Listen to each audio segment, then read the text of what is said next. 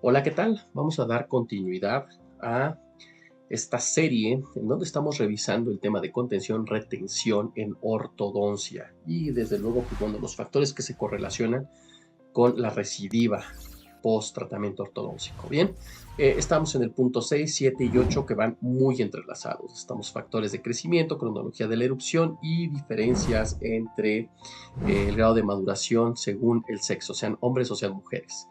Vamos a ahondar un poco más en lo que es la cronología de la erupción. Recordarán que en los videos pasados revisamos específicamente lo que tiene que ver con el método de Demirjian, que está correlacionado específicamente, como lo vimos, con el canino permanente mandibular y el grado de Nola o el estadio de Nola en el que se encuentra y su correlación con la madurez esquelética. Bien, ahora vamos a pasar a la cronología de la erupción y los posibles factores que puedan estar correlacionados con este proceso que es bastante complejo en el aspecto de que están involucrados muchos mecanismos, la cronología de la erupción, la rizólisis de algunos órganos dentarios para ser sustituidos los órganos dentarios temporarios por los permanentes. Y para eso nos vamos a basar en estos dos artículos. Los vamos a identificar como artículo 1 y el artículo 2. Y vamos a iniciar primero con el artículo 1, revisando específicamente la definición de lo que es la cronología de la erupción o como tal el proceso de erupción dentaria. Y lo vamos a definir de la siguiente manera. La erupción dental se define como el movimiento del diente desde su sitio de desarrollo en el hueso alveolar o dentoalveolar hasta el plano de oclusión de la cavidad oral. Aclarar, hasta el plano de oclusión funcional. Bien, ahora la erupción dentaria es un proceso complejo y estrechamente regulado por diferentes mecanismos y estos se van a dividir específicamente en 5 etapas, las cuales la primera etapa, bueno, las cuales se dividen de la siguiente forma. La primera etapa son los movimientos preeruptivos, la segunda etapa intraósea, la tercera penetración de la mucosa, la cuarta etapa preoclusal, la quinta etapa postoclusal. Las primeras dos están relacionadas con el folículo dental, los osteoblastos y los osteoclastos y desde luego, pues bueno, su actividad como tal de reabsorber y ya poner hueso. Bien, en cuanto a las etapas 3 y 4 y 5 están más relacionadas con el ligamento periodontal. Entonces, ¿qué nos deja como enseñanza esto? De forma indirecta, que nosotros debemos de cuidar el estado periodontal de nuestros pacientes y estar haciendo monitorizaciones a través de radiografías panorámicas para ir observando las etapas eruptivas de los diferentes órganos dentarios a fin de nosotros poder identificar alguna anomalía o alguna situación que esté fuera de lo normal de este proceso y poderla prevenir o poderla interceptar a tiempo. Bien, ahora, la cronología de la erupción específicamente para poderla estudiar de forma más sistemática y objetiva la vamos a dividir en dos factores que van a estar influyendo en este proceso: los factores generales y los factores locales. En este video nos toca revisar los factores generales. Bien, para eso vamos a revisar este artículo que es el artículo número 2 y aquí nos va a hablar específicamente de los factores que influyen en este proceso de la cronología de erupción, hablando de forma general o los factores generales. Bien, ahora iniciamos con los siguientes. Bien, generales, iniciamos.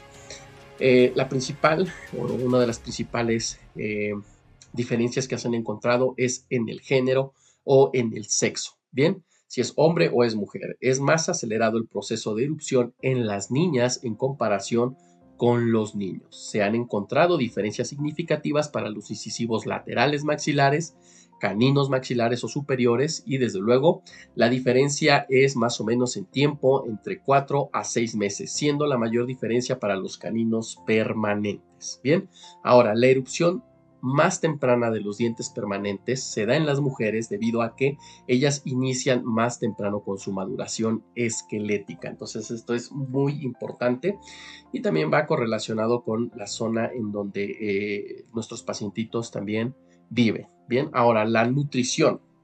Con referencia a la nutrición, existen pruebas de que la desnutrición que la desnutrición crónica, que se extiende más allá de la primera infancia, se correlaciona con un retraso en la erupción de los órganos dentarios. Entonces, También aquí es importante que cuando nosotros, como tal, revisemos a nuestros pacientes en la consulta, ya sea de primera vez, de seguimiento, es muy importante que podamos hacer diferentes mediciones en nuestros pacientes, ¿no? Como lo puede ser la talla, el peso, el índice de masa corporal y todo esto correlacionarlo desde luego con los auxiliares del diagnóstico que tenemos en nuestro gabinete, que puede ser radiografía panorámica, lateral, radiografía carpal, etcétera. Entonces es muy importante porque obviamente podemos nosotros hacer una correlación entre el bajo peso, seguramente en algunas ocasiones por desnutrición, y obviamente poder hacer la referencia a el servicio adecuado, ya sea el servicio de nutrición, el servicio de pediatría, el servicio de pediatría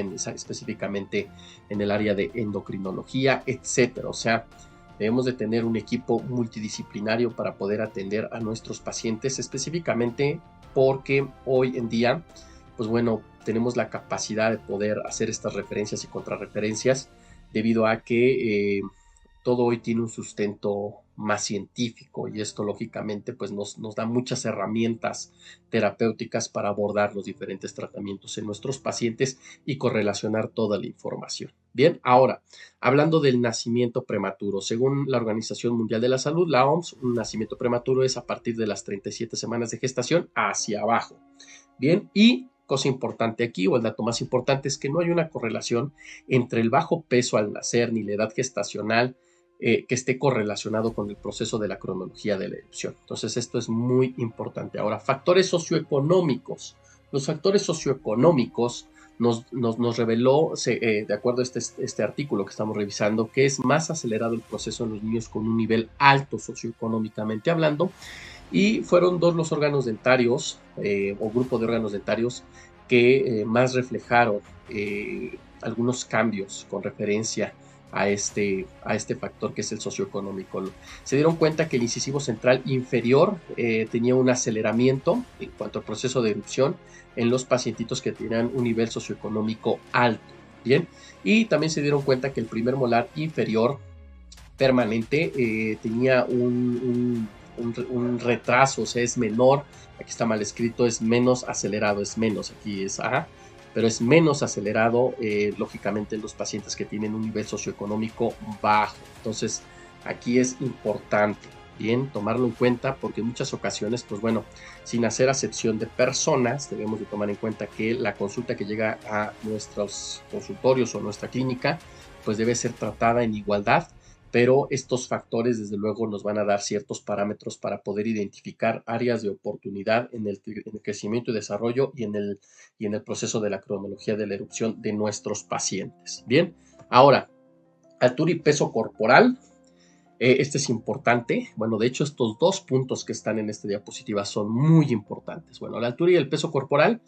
Bien, ¿qué nos dice? Bueno, nos dice que los niños más altos y más pesados, o sea, que tienen un índice de masa corporal mayor, o sea, o están, la palabra es la correcta, que tienen sobrepeso o están obesos, están ligeramente más avanzados dentalmente, mientras que es evidente que el retraso en el crecimiento, y aquí lo pone hasta entre paréntesis, retraso del crecimiento lineal, o sea, retraso del crecimiento de forma sistémica generalizado, se asocia más fuertemente con el retraso en la erupción dentaria. Entonces, aquí sí hay una correlación con los pacientes que son más altos y que son más pesados, y también aquí nos habla obviamente de sobrepeso, que ellos van a tener más acelerado el proceso de exfoliación o el proceso de erupción, y no así los pacientes que obviamente pues son menos altos para su edad, son menos pesados también de acuerdo a su edad fisiológica. Entonces esto va a reflejarse en un retraso de la erupción dentaria.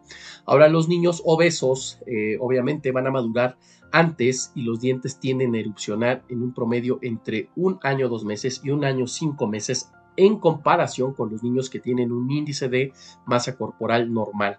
Y esto obedece desde luego, al desequilibrio que puede haber en algunas situaciones endocrinológicas. Recordemos que hoy está más que estudiado que los pacientes que tienen un grado de obesidad también están teniendo un desequilibrio en algunas situaciones hormonales o endocrinológicas, y no porque tengan una patología de base, sino porque todo el tiempo el cuerpo se mantiene con una inflamación crónica.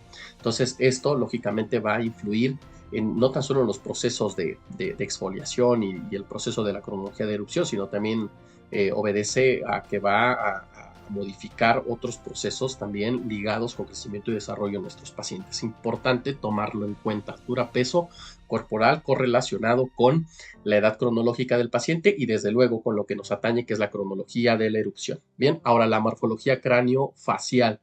Creo yo que de todo el artículo, esto es lo que más me llamó la atención y está relacionado con el exceso de espacios o con la falta de espacios. ¿Qué nos dice? Bueno, los resultados del estudio sugieren que los segundos molares maxilares pueden erupcionar antes en pacientes con maloclusiones esqueléticas maxilares de clase 2, o sea, pacientes que tienen un maxilar grande, maxilar protrusivo, un maxilar grande, van a tener mayor facilidad de que sus segundos molares puedan erupcionar, y esto es a causa de que hay suficiente espacio para que erupcione. Bien, desde luego, esto podría empeorar más aún la maloclusión, tanto esquelética como dental, por eso es muy importante.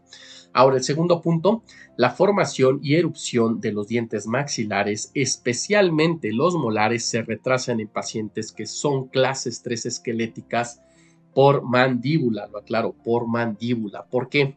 Porque seguramente la mandíbula va a ser la prógnata. En muchas ocasiones podemos tener el maxilar con hipoplasia o con hipodesarrollo, o lo podemos tener bien desarrollado. Sin embargo, recordemos que la forma hace la función y la función hace la forma. Entonces, en algunas ocasiones, este tipo de maloclusiones también, desde luego, van a estimular el crecimiento y desarrollo de ciertas zonas faciales o craneofaciales de nuestros pacientes. Y esto nos conlleva nuevamente al término de funcionalismo. Tenemos una serie de videos que hablan de funcionalismo y que están correlacionados específicamente con el área de la ortopedia maxilar y que van muy de la mano. O sea, en ortodoncia, muchos de los conceptos, muchos de los conocimientos y muchas de las técnicas y de las filosofías con las que tratamos a nuestros pacientes se correlacionan. Finalmente, como lo digo en muchos de mis videos, muchos son los caminos que llevan a Roma.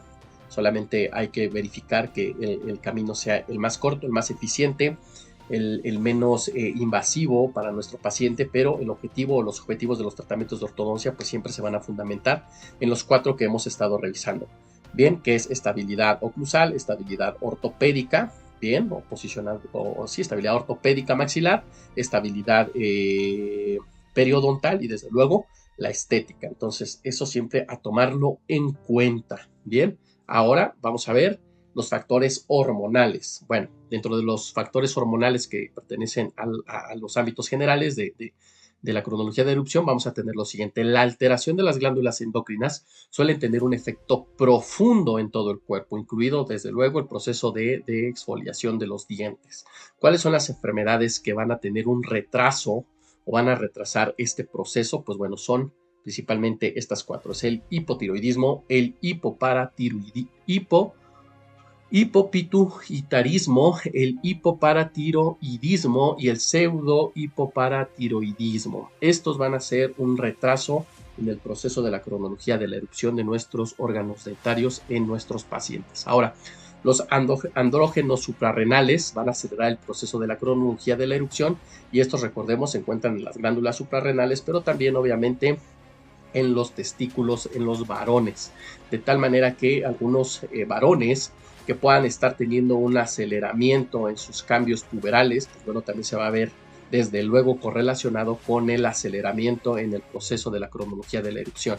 Esto no es el descubrimiento del hilo negro, pero bueno, es importante que lo diga porque lógicamente todo va correlacionado. Ahora, el exceso, esto es importante, también esto es muy importante, de hecho, recordemos que hoy en día el acceso a la hormona de crecimiento es más factible y es de más fácil, perdón por el pleonasmo, pero es de más fácil acceso para los pacientes, ¿verdad?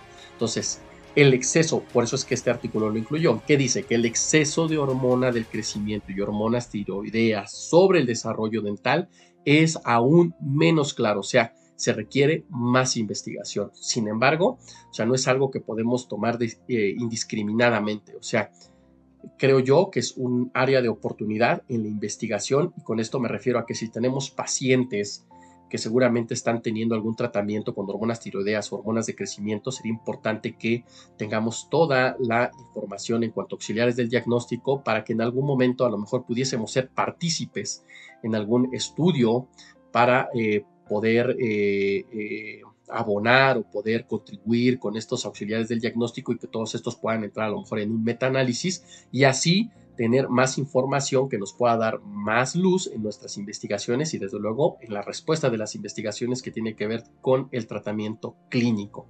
Eso es importante. Bien, enfermedades sistémicas. Bueno, la mayoría de las enfermedades reportadas en la literatura se asocian con retraso en la erupción dentaria. Esto es muy importante. ¿Cuál es la excepción? La diabetes mellitus, porque la diabetes mellitus acelera el proceso de la erupción.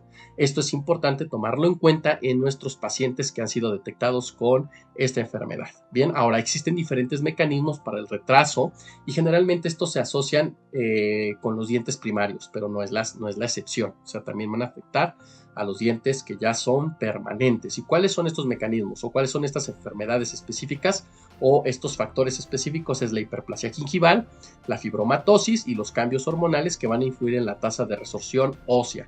Esto, si ustedes se dan cuenta, estos tres que ustedes si se dan cuenta como mecanismos en el retraso, están íntimamente relacionados con las etapas del proceso de erupción de nuestros órganos dentarios. Entonces van muy de la mano, ¿no? Los procesos de los fibrocitos, los procesos de los osteoclastos, de los osteoblastos, pues van a estar relacionados lógicamente con estos antes mencionados. Bien, eso es todo en cuanto a los factores generales y toca obviamente dar un vistazo a los factores locales, pero eso lo vamos a hacer en el siguiente video. Por lo pronto, vamos a dejar hasta aquí y no olviden suscribirse a nuestro canal Odontología para Domis. Recuerden que cuando ustedes se suscriben a nuestro canal, nos dan oportunidad a este equipo de Odontología para Domis para lógicamente poder hacer investigación más profunda, investigación de muy fácil acceso y que sea lo más resumida y lo más práctica para su práctica clínica, su profesión, o si están estudiando para que lógicamente se les facilite más llevar a término sus estudios de posgrado. Estamos en contacto, les mando un fuerte y un gran saludo. Bye.